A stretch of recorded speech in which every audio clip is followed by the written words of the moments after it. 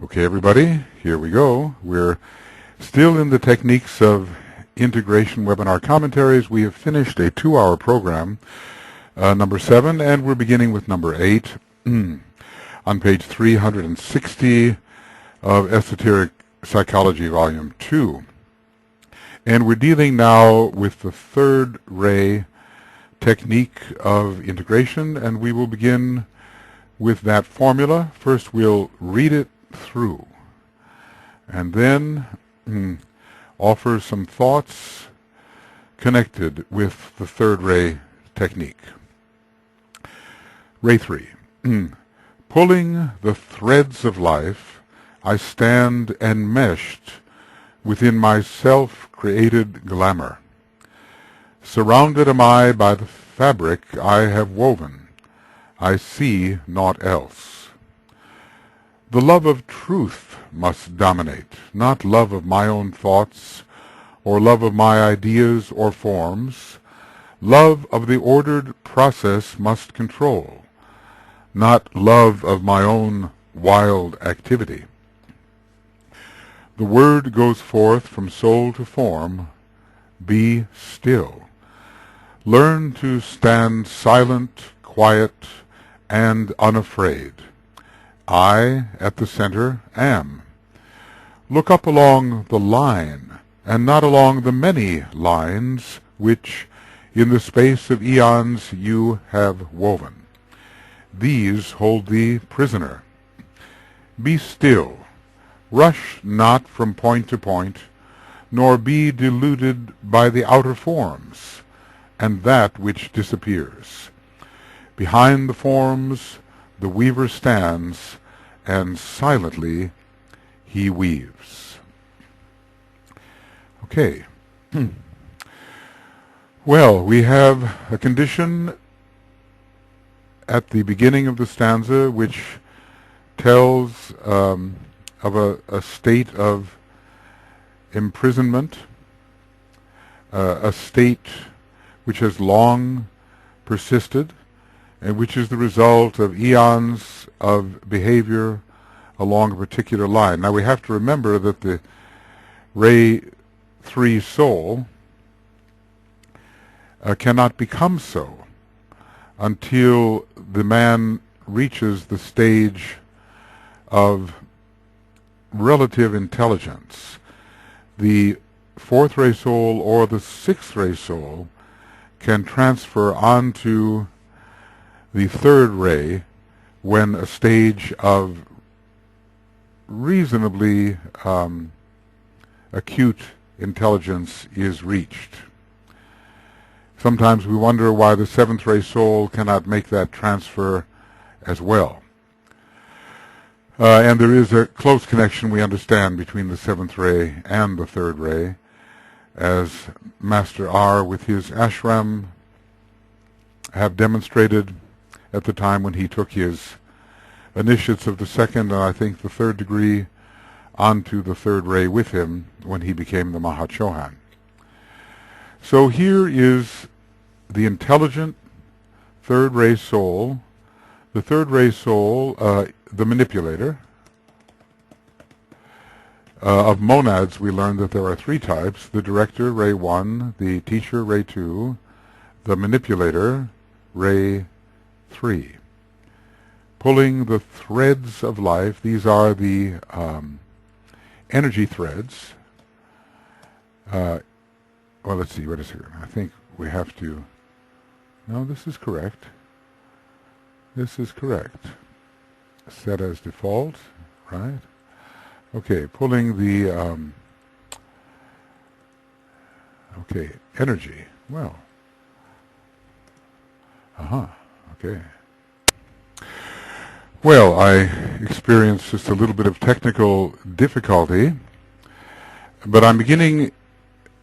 I have to say this again, just in case the earlier few minutes did not catch, that this is the 8th Techniques of Integration webinar commentaries, and we're beginning with Esoteric Psychology, page 360. And I will read this one more time, just in case it did not take. Ray 3, the technique of integration formula for the third ray. Pulling the threads of life, I stand enmeshed within my self-created glamour. Surrounded am I by the fabric I have woven. I see naught else. The love of truth must dominate, not love of my own thoughts, or love of my ideas and or forms. Love of the ordered process must control, not love of my own wild activity. The word goes forth from soul to form. Be still. Learn to stand silent, quiet, and unafraid. I at the center am. Look up along the line, and not along the many lines which in the space of eons you have woven. These hold thee prisoner. Be still. Rush not from point to point, nor be deluded by the outer forms and that which disappears. Behind the forms the weaver stands, and silently he weaves. The third ray type is often called the weaver. The first ray type, the director. The second ray type, the teacher. Maybe the fourth ray type, the artist. The fifth ray type, the scientist. These are generic terms. The sixth ray type, the devotee. The seventh ray type, the magician. So let us look closely at this. We do have the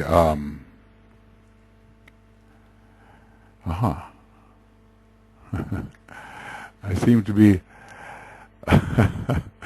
I'm not doing so well here. All right, maybe this is better. Yes. This is the ray of the manipulator. Sometimes the first ray monad is called the director, the second ray monad the teacher, and the third ray type the manipulator or the creative intelligent agent. So there's a special ability to draw upon, to use the hand symbolically in selecting, so this is selection, in selecting the energy threads. And there are so many of these surrounding us, the ability to pick and choose which color, which quality may be needed. Picking and choosing which color or quality may be needed to weave together a certain form.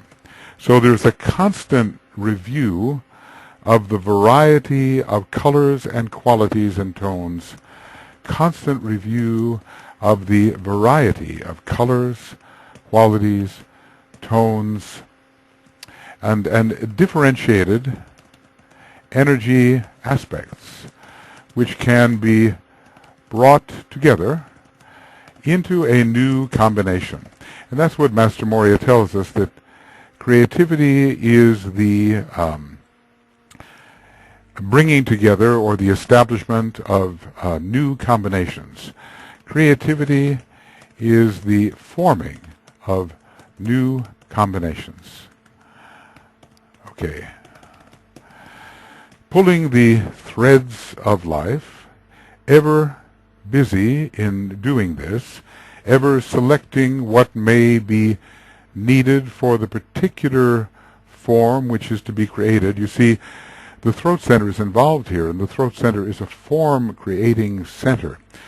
When we speak, we are always creating forms, and when we think with the help of the throat center, we are creating thought forms. However, as we see of the individual in this case, it represents a condition of imprisonment. That's the way it begins for all of these. This is the first paragraph or first few sentences are pre-integrative. So the first few sentences are pre-integrative. This is how it stands with the individual after a long period of incarnations, and the perpetuation perpetuation of habits which keep the individual enmeshed, we might say, in the lower three worlds. So the idea here is that a statement is made encapsulating the present condition of the individual, and then the soul will speak, or some higher realization will lead from the periphery to the center. So these first statements are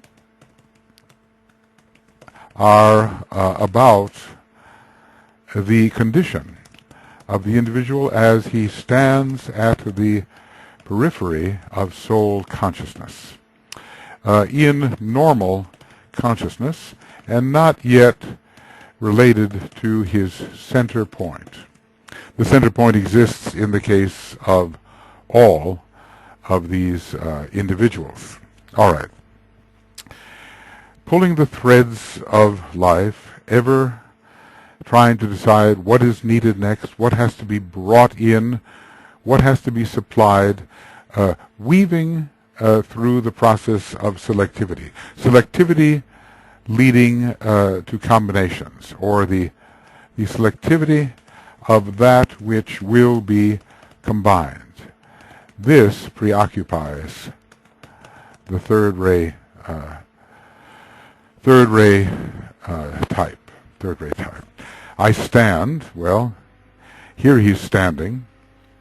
In all these cases, there has been a standing. I stand enmeshed within my self-created glamour. It is my own form-making tendencies which have distorted my perception of and understanding of truth. So I do not perceive. I do not perceive reality. Surrounded am I by what I have generated out of myself, by the fabric, we might say, of thought which I have woven. And that's all I can see. And this is so important. I cannot see the thing as it is. I can only see the thing as I think it to be, and they are not the same. So my thoughts do not correlate with reality.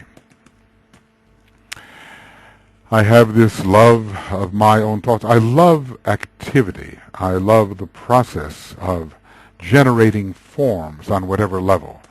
I love the process of generating new forms on whatever level, whether or not they correlate with things as they are. Pulling all the different energies, qualities, colors, notes, tones, vibrations, whatever is available to me, pulling upon them, selecting them as I choose, pulling the threads of life. I stand, well, like Gulliver was tied up by the Lilliputians. I stand enmeshed, bound, caught, entangled. It's a good word for the third ray. Caught, bound. Yes, those words will do. Entangled, caught, bound. You know what it's like? Knotted. Knotted in my self-created glamour. I can only move within the glamour. I cannot move in relation to reality. I move among my thoughts, which do not represent reality. I cannot move in relation to reality because I cannot perceive it, because I have blocked my vision of it through my creations, which intercept my perception. So I'm so active, I'm so generating of forms that the forms I generate provide my entire environment. Okay, so I'll just say that here. The forms I generate provide my entire environment. Okay. Surrounded am I by the fabric I have woven. I see naught else. I am blinded.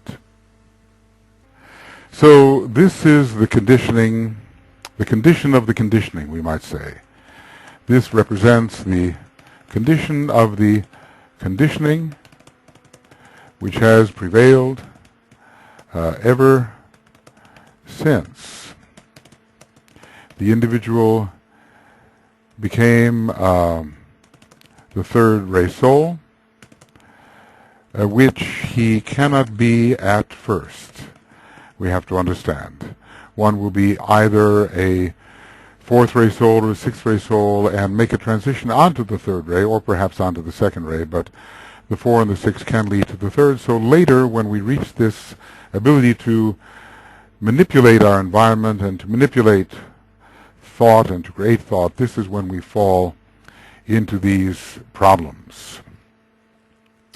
Now let's see what the soul suggests here. What will the soul suggest?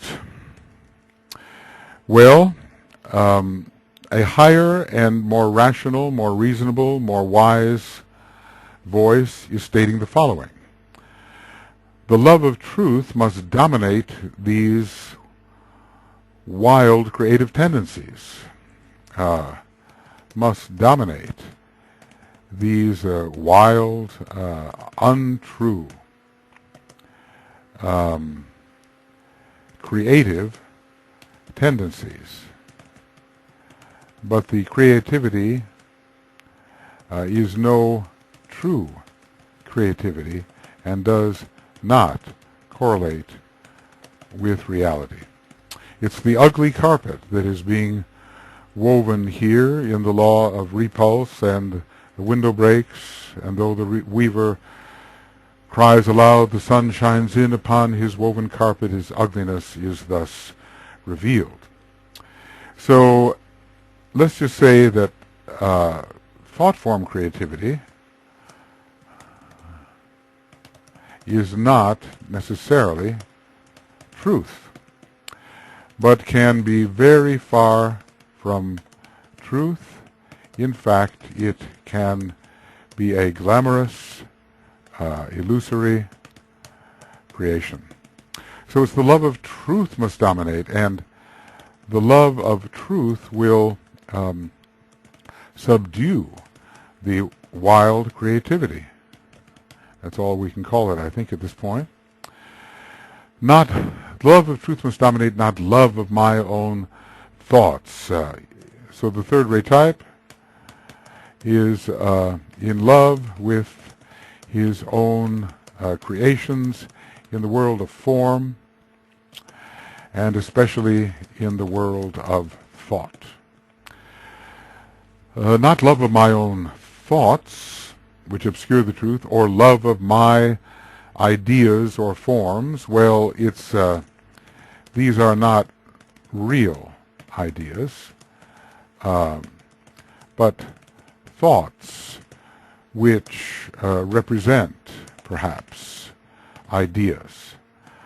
Ideas are something else, purer, and from a higher level altogether. But we have the way of somehow talking about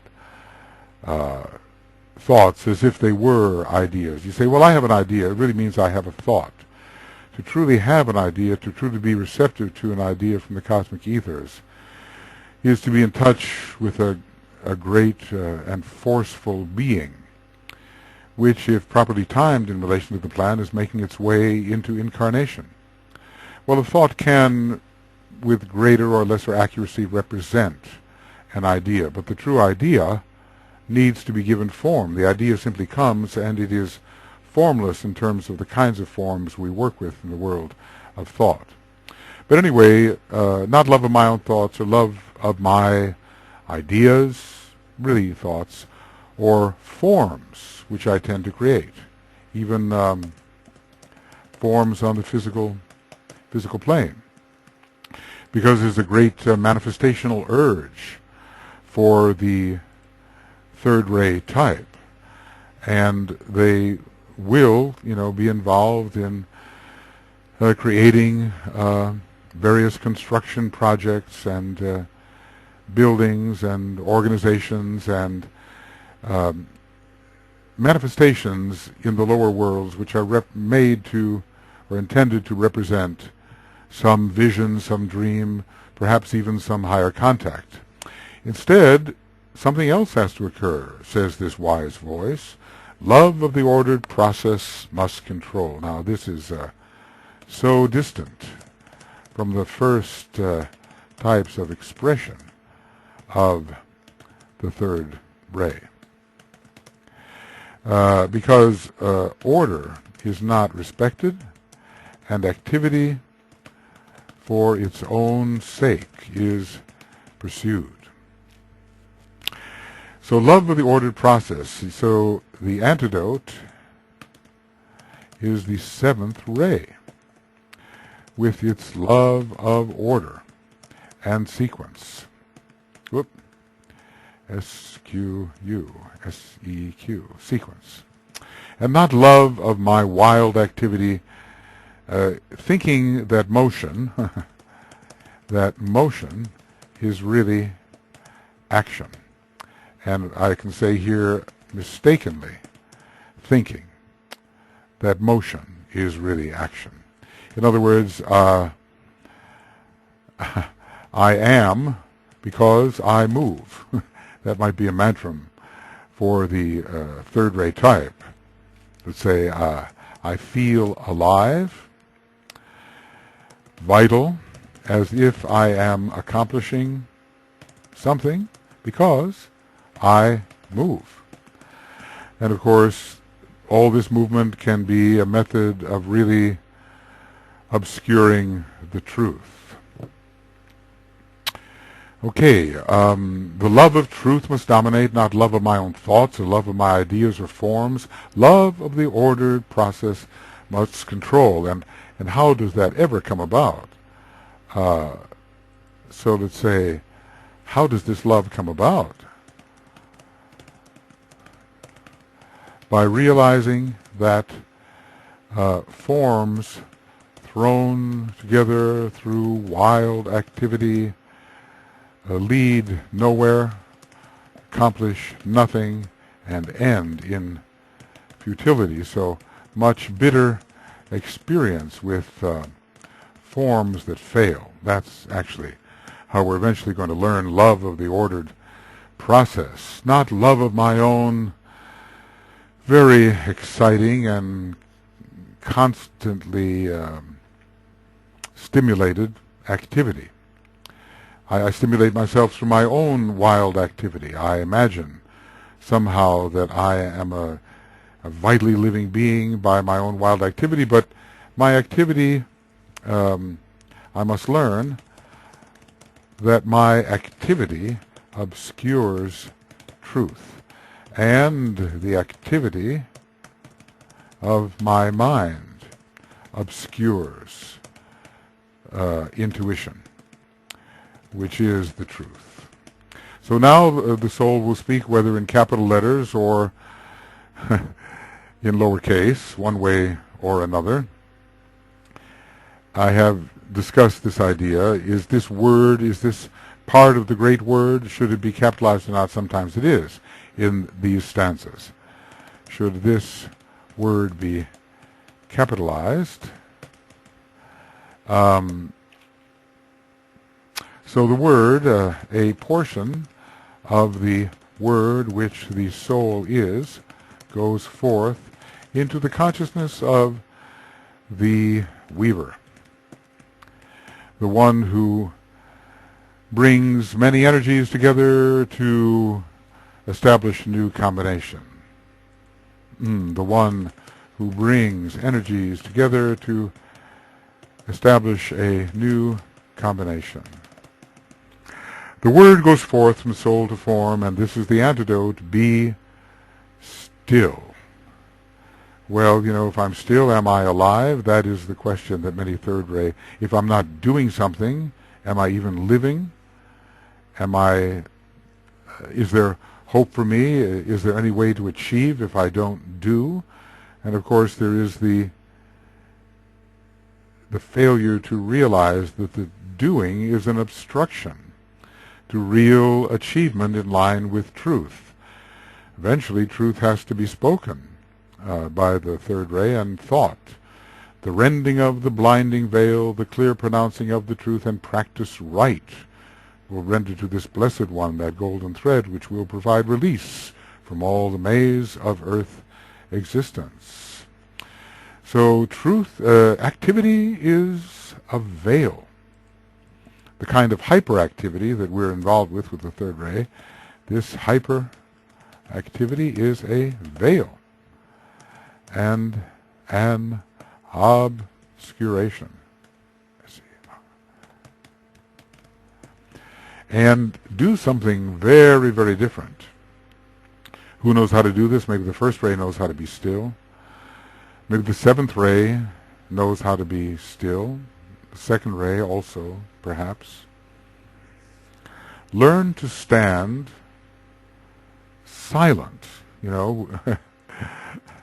without your throat center always in activity, generating thoughts and words. It's kind of the subduing of the mercury response. There is a lower mercury response, which is involved in what we might call thoughtless, mindless chatter. One of my friends says there's a whole big difference between thinking and thoughting. Thoughting is just the rather random, purposeless, undirected generation of thought, or just circulating of the thoughts which have already been created with no real directionality to that circulation. So many of us, as we chatter and just allow the throat center to get out of control, we are thoughting and not thinking. So contain yourself, be still, let's just say, use the restraining aspects of Saturn. Now, I just realized that the word training is in restraining. It is a type of retraining. Restraining is a type of retraining. And the third-rate type, he has so much confidence that his motion is really action that he very much resists this enforced stillness of which the Tibetan speaks. Be still. Learn to stand silent without your throat center always in activity. Quiet, so keeping not creating disturbance in your environment. The sixth-ray types and third-ray types are very good at creating disturbance. The glamour of interference with the sixth-ray type and the glamour of busyness with the third-ray type, of commotion, overcome the glamour of commotion, akin to the glamour of interference on the sixth ray.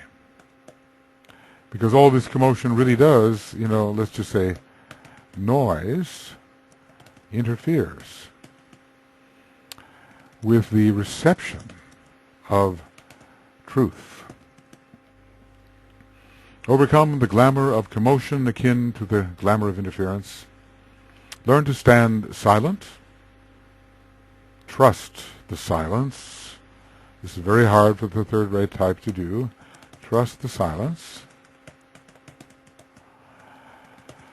And be quiet. Do not disturb. Do not disturb. There should be there should be for many third-rate types this sign: do not disturb, as we find so often on motel room doors or hotel room doors. Do not bring in extraneous movement which upsets the pattern of truth. Do not bring in extraneous movement which upsets a better pattern of truth. And stand unafraid. Well, what has this got to do with it? Again, the fear comes in via the solar plexus and to a certain extent via the sacral center. The ancient racial fears are found in the sacral center, we're told in one of the instructions in the Dhyana book. Sacral center related to the third ray, solar plexus related to the sixth, and thus related to the third. It's as if activity. What do you do? What do you do when you're afraid? What do you do? Different ray types do different things. And we might say that when afraid, the third ray type springs into action, as if the action, springs into, let me just say, motion, as if this motion can do something to counteract the fear or remove the cause of the fear. But just running around, like the headless chicken is not really accomplishing anything. So in the face of motion, action in the face of fear, motion in the face of fear is a type of response which is ineffective. So do not always be fearful of the environment and feel that you have to immediately adapt and counteract what is going on in the environment, but learn to really assess what is going on. There is, it's about form. The third ray is related to form, and the fear is of the loss of form. It is the consciousness within the personality that fears death and dissolution of the form, because there's such a material perspective that it is as if in the formless worlds there is no life, and there are no formless worlds. So the great fear for the third ray is that the forms that it creates will be destroyed, and the form that it thinks it is, form that the third ray type thinks he is, will be destroyed. So the vanishing of form is the fear. Yeah, we might say that the third ray type fears formlessness and thinks it to be unreal. Well, we have humanity with its great fear of death, humanity ruled by, in many respects, the third aspect, since it has such a strong personality focus. It's connected with the throat center within the planet, and that's the third ray, and connected with the Ajna center, which has also a kind of third ray function, as well as the function of other rays. So the form, when threatened, springs into activity. The form, when threatened, springs into activity. But this activity without understanding. So learn to stand silent, quiet, unafraid, observing what is rather than generating what is not. So observe what is and do not generate that which is not, i.e., that which does not correlate with things as they really are. And why should you stand silent, quiet, and unafraid, because I, at the center, am. You know, let's just say I, the higher power, in which you do not believe, do really exist. There's so much skepticism in the third ray and the fifth ray. It's as if the inner worlds, at first anyway, do not exist and have to be somehow proven to the mind. But whatever this voice is, this voice of the soul, which is likely to be disbelieved by some of these types, it says, I do exist. I at the center am. And you know, you are such, you range in your thought around the periphery of life, and yet I, the true reality, exist at the center of your life, which you do not know exists. So the center, that which is within is that which is above. I think that's a pretty good idea. When you're going above, you're actually going within. When you're going within, you're actually raising your vibration.